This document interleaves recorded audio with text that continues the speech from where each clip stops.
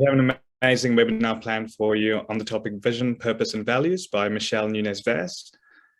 Before I introduce you to our speaker today, I'll just quickly go over the Zoom controls for those who are not familiar with Zoom.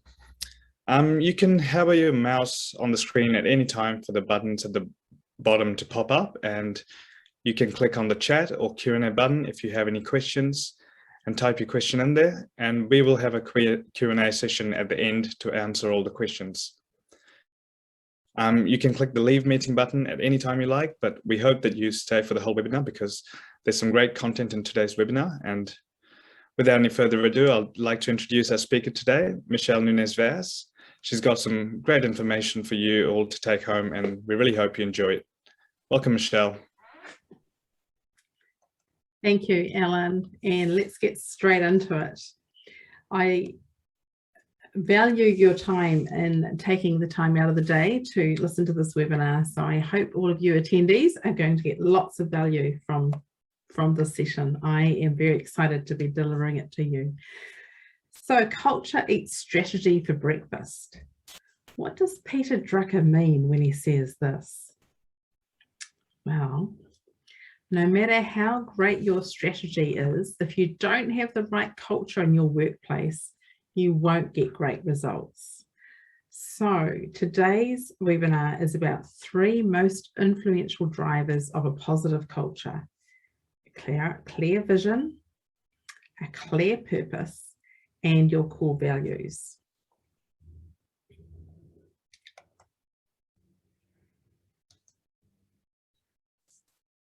I do want to say in the usual way that this is an educational webinar, not no substitute for tailored specific advice. However, there's value in it, and I believe that watching this webinar will give you all the things that we said it would at the beginning of the promotion.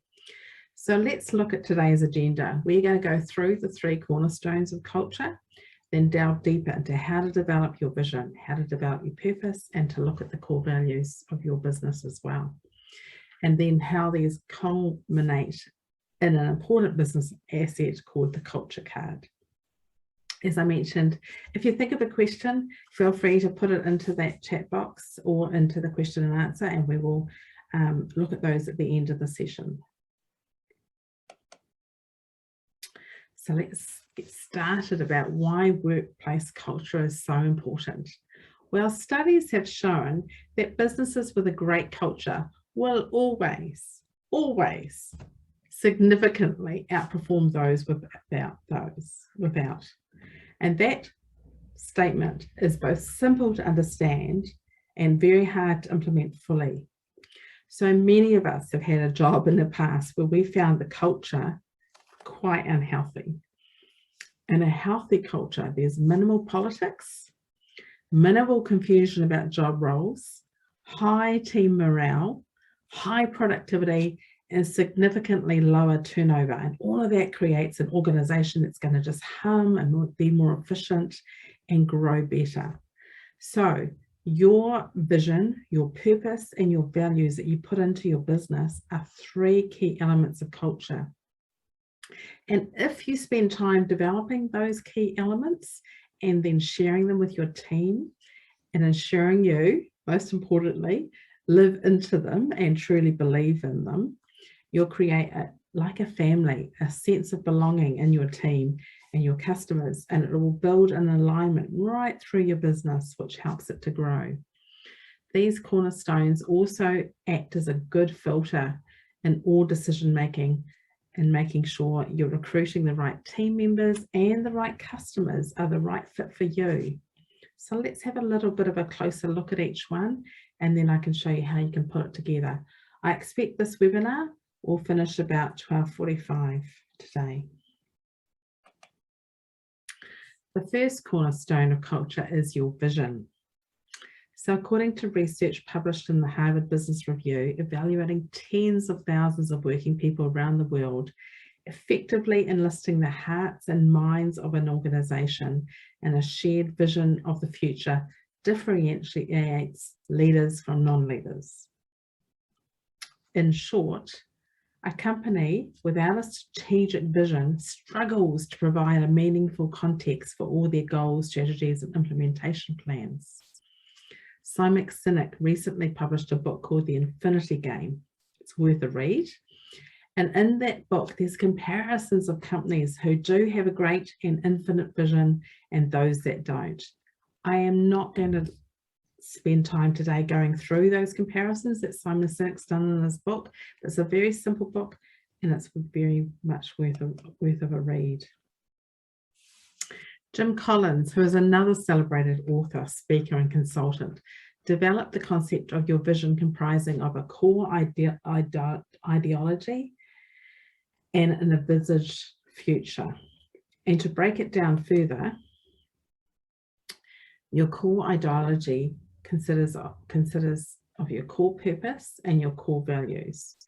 It's an enduring nature of your business, a consistent identity that transcends a particular product or a market life cycle of a product.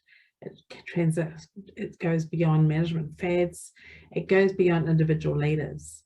And if you think of the example of Apple as a company, they very much got design and innovative design and beautiful design, I think, is one of their core purpose and values.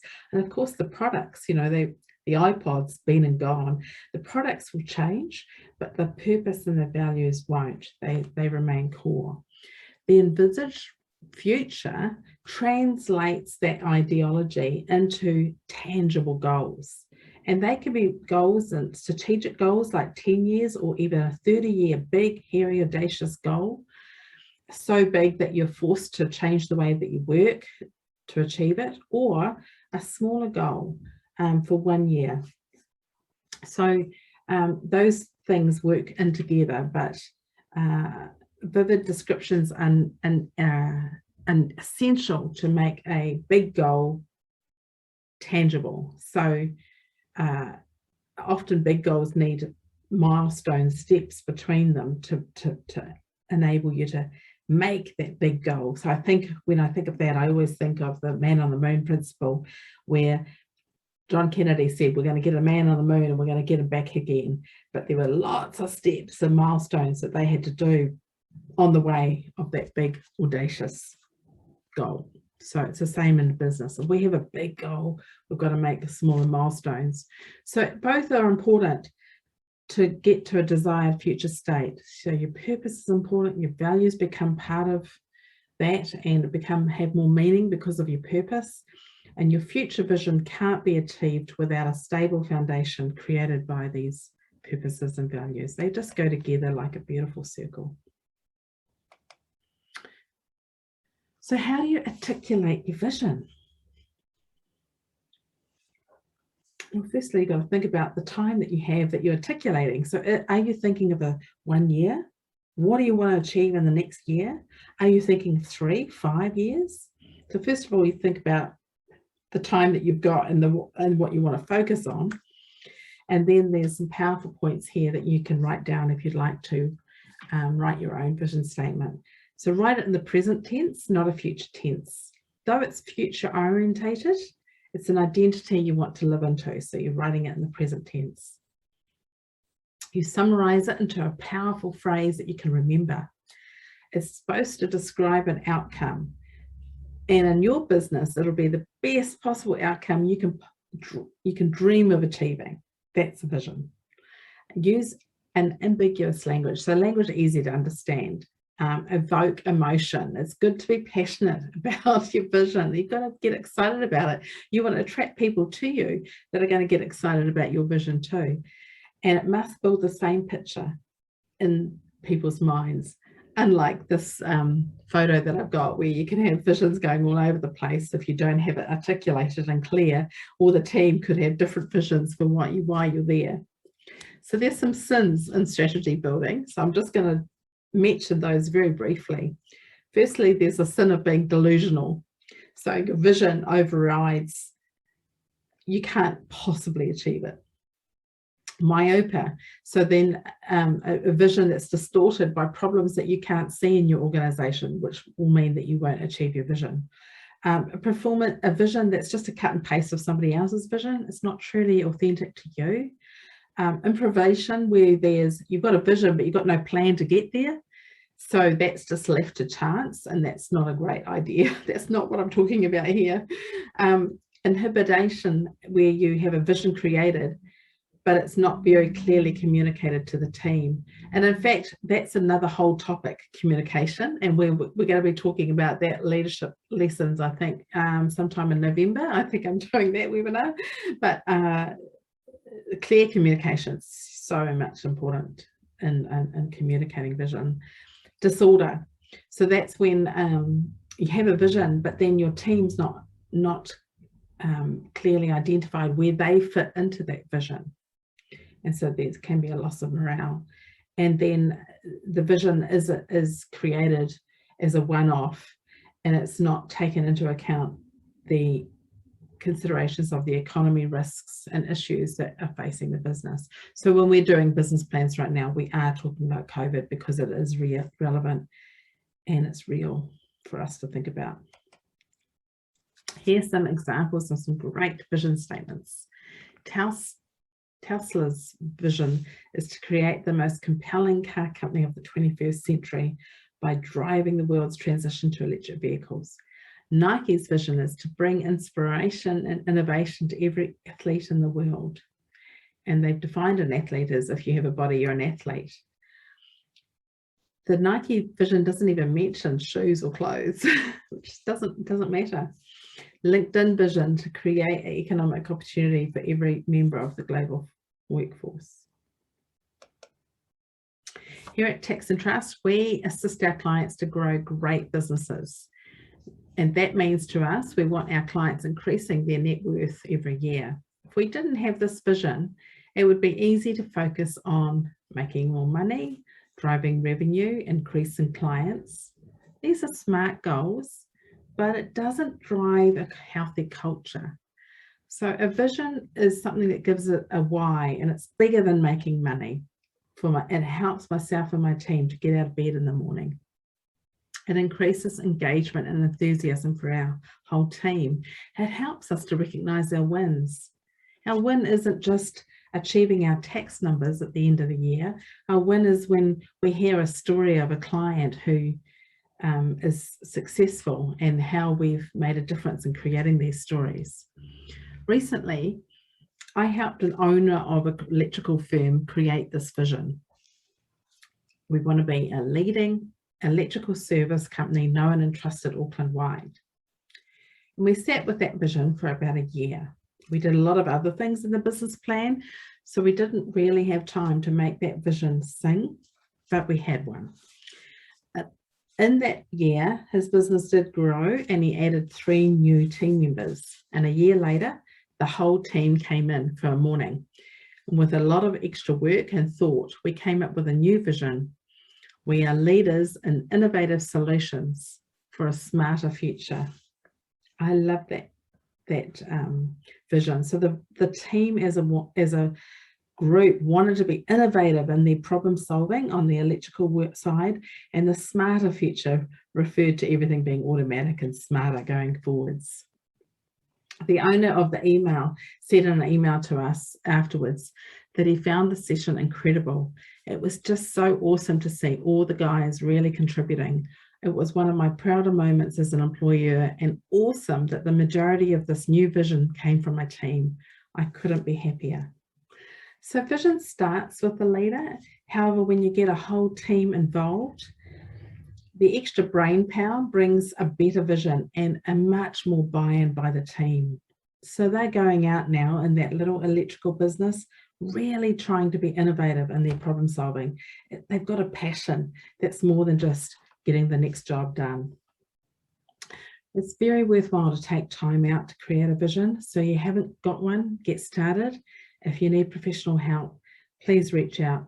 It is one of our favorite things to do. The second cornerstone of culture is your purpose. Your purpose is why your business exists for your customers, and it's summarized in 7 words or less, or 7, simply put, your why. Of course, your business exists to make a profit. We all go into business to make enough money to put bread on the table, but that's not your purpose. Your purpose is for your reason for being. It's not a goal. It's not a particular business strategy.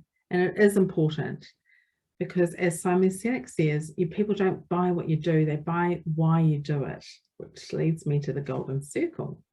It's a very well-known slide, but I'm going to, if you haven't seen it before, then I'll be surprised, but I'll be pleased to share it with you here and remind it to those who have seen it before.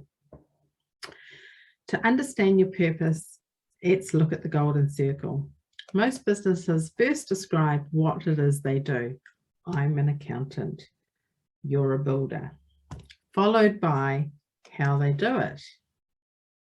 I take Xero reports and I find errors and I create a set of accounts.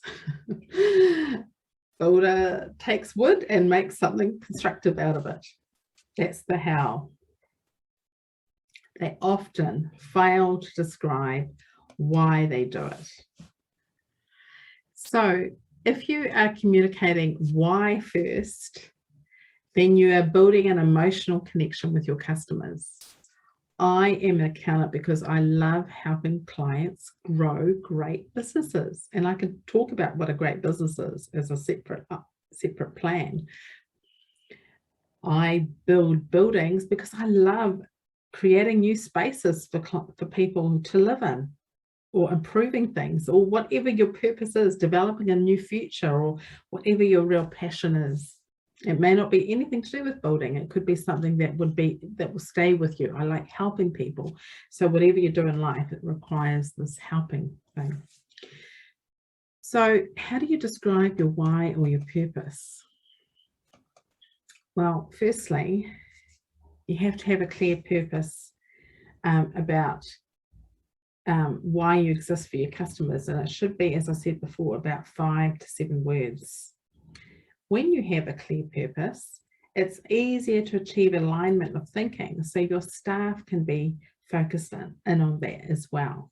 For us, this means a great business gives customers something of value, its employees meaning and purpose, and its owners time back and money and financial freedom. When our team lives into our purpose, we're able to provide a greater level of success for our clients and our team.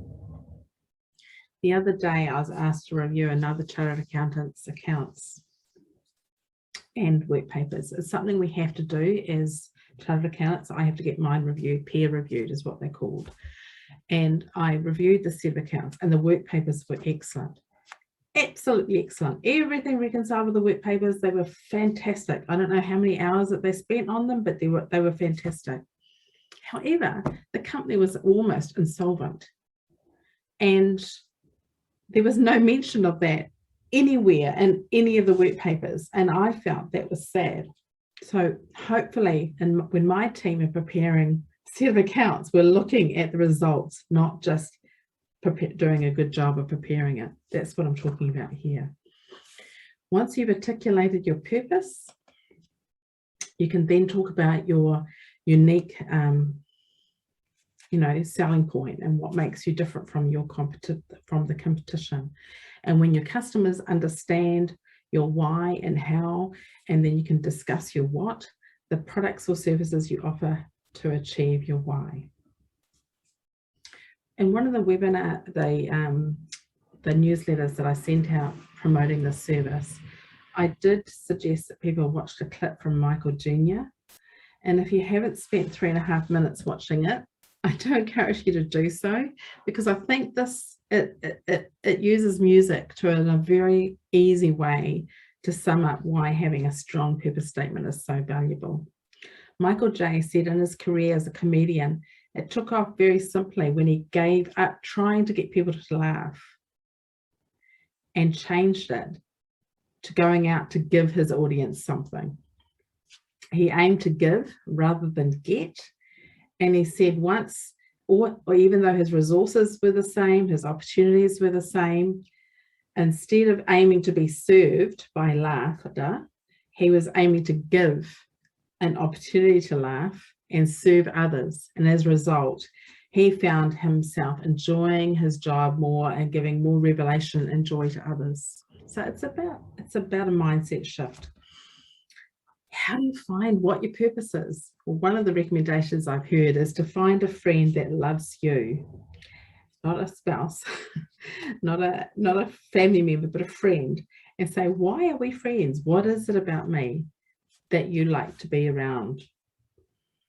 And eventually, although it might take a few prompts more, they will say a statement about you, and that might be confirmed by other friends that say a similar thing, and it gives you a bit of goosebumps.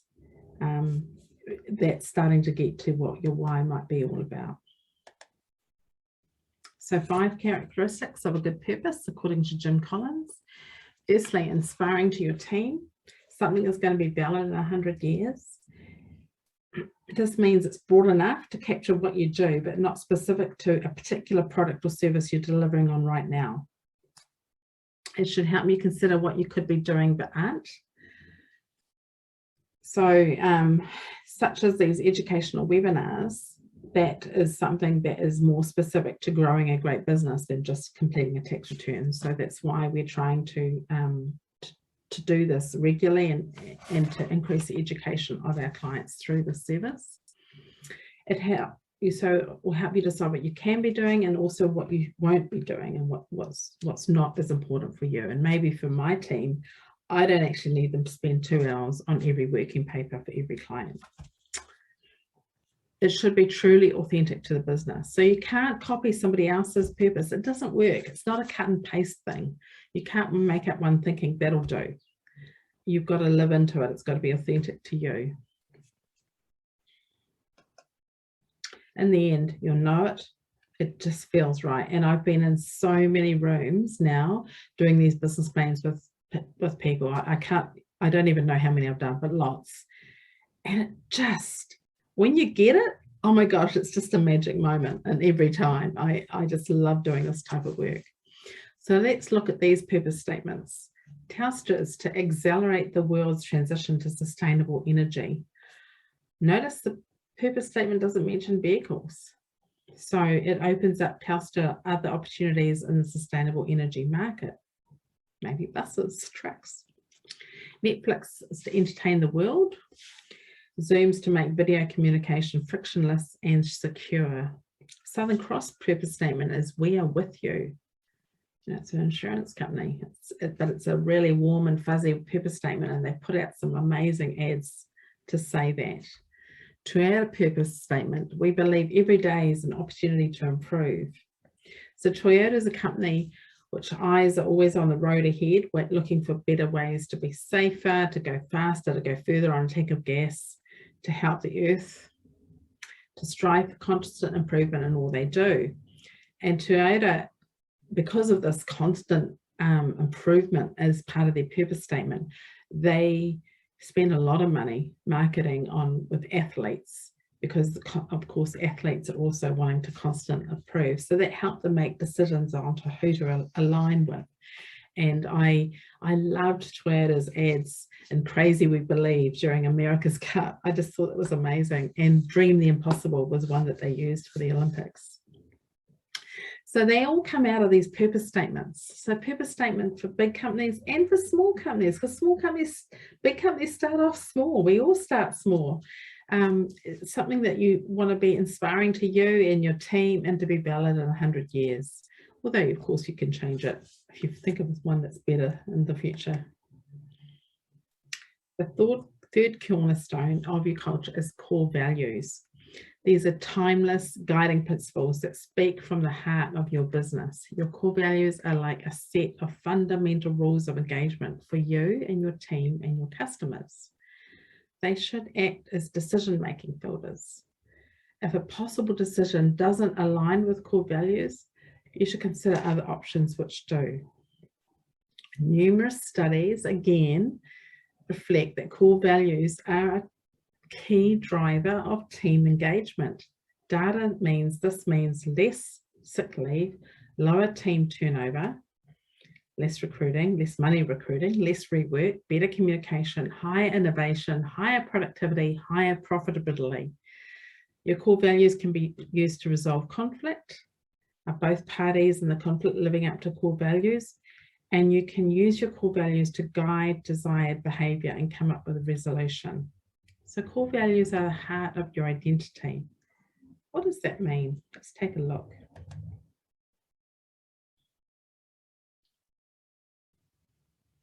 Got my slides mixed, so I'm going to go to this one and then I'm going to go back. Sorry about that.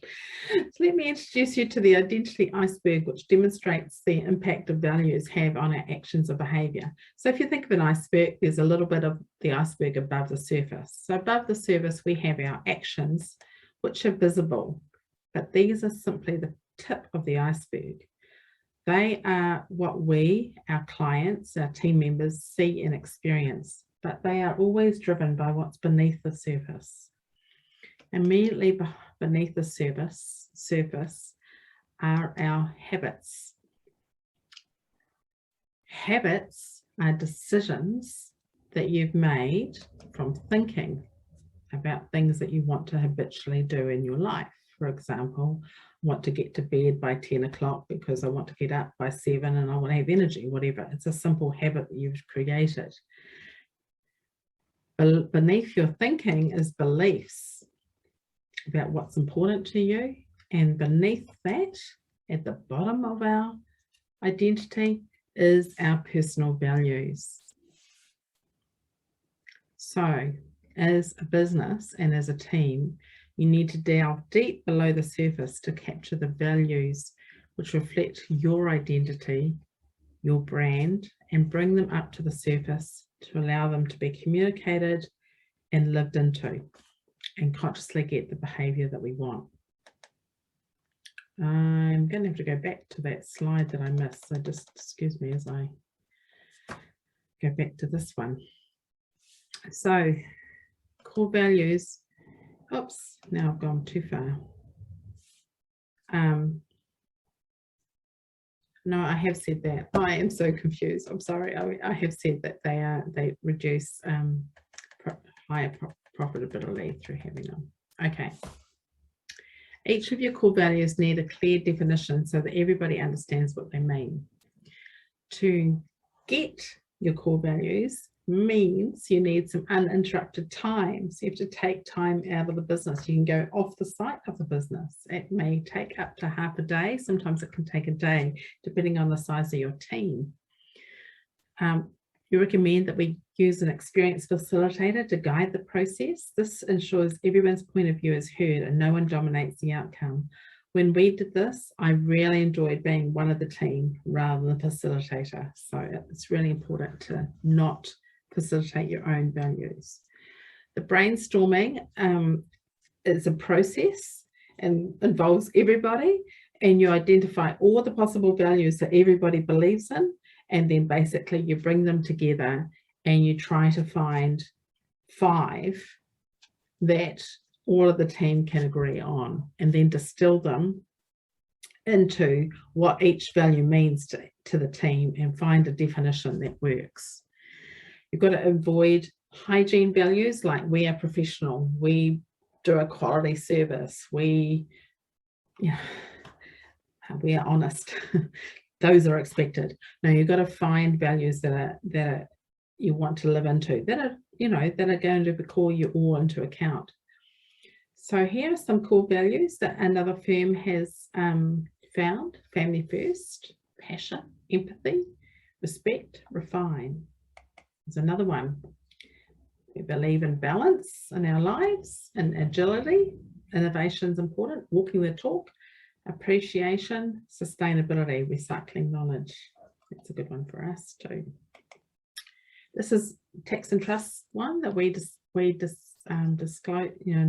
decided on together. Teamwork, working together to achieve a beautiful service. Value respectful relationships, practicing what we believe. So if I talk about business planning, then I have to do it. We're constantly improving our skills and knowledge. So that's a bit more like the Toyota one, but I think the Toyota one takes that a little bit further. and diligence, constantly going beyond expectations for our clients, doing more than what they expect us to. So when you bring these three things together, the three cornerstones of culture, the vision, purpose, and core values, you can create a card. And then you can share it with your team and commit it to memory, and then start promoting it on your website, your marketing, putting it out in your working place and sharing examples of them in action. It does need to be reviewed frequently. So there is our vision, our purpose, and our values. I won't go into that much because I already shared that. Here's another one by another accounting firm here, and another accounting firm here. Core purpose, core values, brand promise. Those are culture cards, and they become, and here's another one, leveraging your potential, core values. So so that's a good thing to do, and it's a good thing to do for your organization. And I'm hoping that you will actually think, actually, it's a good thing for me to do. Even if you're a one-man band, I want to have a team. I want to have customers that know what I stand for, and I want to do this thing. So my aim is to take you from where you are and put some of these changes into your business. So firstly, you make the choice to do the work, because it is working on, not in your business, and decide if you need help creating a vision, purpose, and core values for the first time, or reviewing them and working out that this time you want to involve more team members, like I did the electrical business, etc. And then once you've developed them, ensure they're visible and that you're living into them and they're clear to you and your customers. I've actually resisted the temptation to put our values in a permanent thing yet, because we created them only this year, and so I put them on a whiteboard, and then my plan is to review them and then make them permanent. So you can do it your own way, but I love it when I go into organizations and I see their values displayed at reception. I just feel really good about that organization, that they've taken the time to do that and to clarify their values. So how can we help you? Well, obviously the information in this educational webinar is very general, and it's no substitute for specific tailored advice and support to help you get the outcomes that you want. So there's several ways we can do this beyond hearing for today's webinar. I have just spent time creating and sharing a new revised business plan for us here at Tax and Trust. I really do believe in the importance of planning to reduce stress and produce confidence.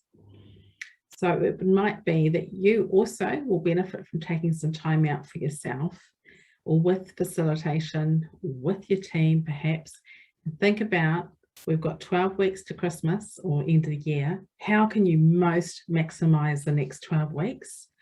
What that will set you up for a fantastic 2022? What are the most critical challenges that you need to address the next 3 months? Then we refine the goals and the actions. We talk about the vision, the purpose, and we end up with a business plan that is hopefully very motivating to you, focus on the areas that are most important to address critically, and you've thought about them. And then once you have all that distilled, you share it with the team, and they also can feel more confident about the continuation of your organization, even in the middle of this uncertain times. So everybody's stress reduces as a result of the planning. We also facilitate core values development sessions with your team. In fact, I've got 2 in the pipeline now till the end of the year, and enjoy doing that sort of work. I do want to do it in person though. It's not something I do by Zoom. It's a really empowering team event to work on your core values. The Golden Circle worksheet will help you step through each layer of the Golden Circle so you can clarify your own why and check it out with your friends, and then learn how to articulate it to customers in a marketing sense, and positioning your how and what in relation to your why. And of course, if you're not sure what you need, you're always welcome to have a complimentary client review meeting with us to discuss your unique situation and your unique goals. So that's the webinar, everybody. Thank you for listening. Alan, do we have any questions? So we've got a couple of questions, and Michelle, I'll just read them. Alan, I can't hear you. Can you hear me now? Maybe it's me. Yeah. I'll just pop it in the chat if you guys can hear me really quick.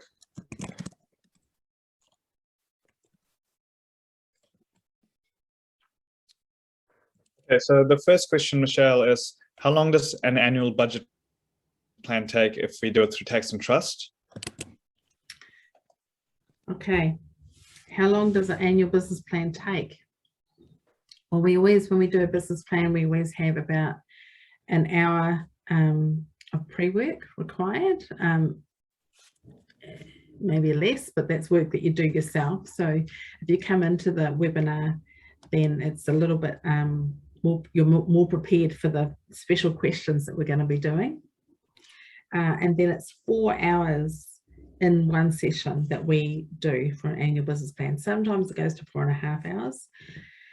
However, I have successfully halved it. So I've done 2 hours 1 month and then sent the client home with homework and then done 2 hours in another month. And that seems to work as well. Cool. So the next question is, it sounds like a really important thing to do a business plan, but it's just some people are really busy and struggling to find time to do it. So do you have any tips to manage time maybe in regards to this?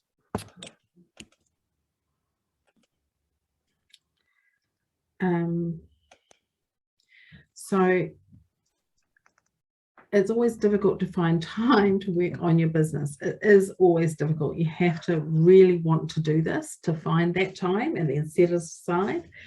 We did a couple of weeks ago do a seminar on reclaiming time where we specifically addressed the value of spending time working on your business versus in your business and how to find that time by reducing time in the distraction areas and the unproductive wasting time areas of your business. So feel free to have a look at that webinar. It is on the website under resources. Awesome. Thank you, Michelle. That's all the questions for today. I'll let you carry on. Okay, so no more questions.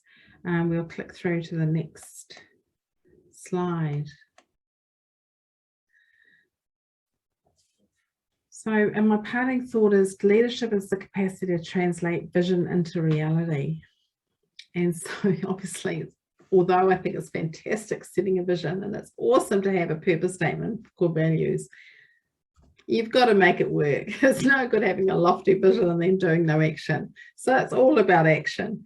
And certainly in the business planning that we do, we definitely end up on the 3 or 4 actions that you take as a result of doing the business plan, and then we follow that up religiously every quarter.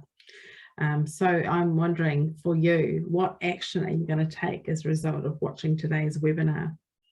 Write your actions down. Give them an owner and a completion date. And remember, our support is here whenever you want it. Thanks again for making the time to attend this webinar. I appreciate that your time is valuable.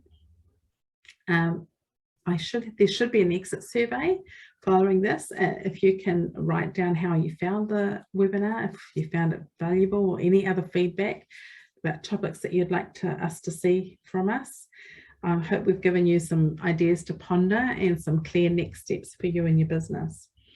Now, I am planning to run another webinar in 3 more weeks. That webinar is going to be the 3 tools for success. And I'm looking forward to sharing some more details then about that coming up in the next few weeks. So thanks again, everybody. That's the end of the webinar today. And we've taken 40 minutes, so you get 5 minutes back for your lunch. Thanks again. Bye.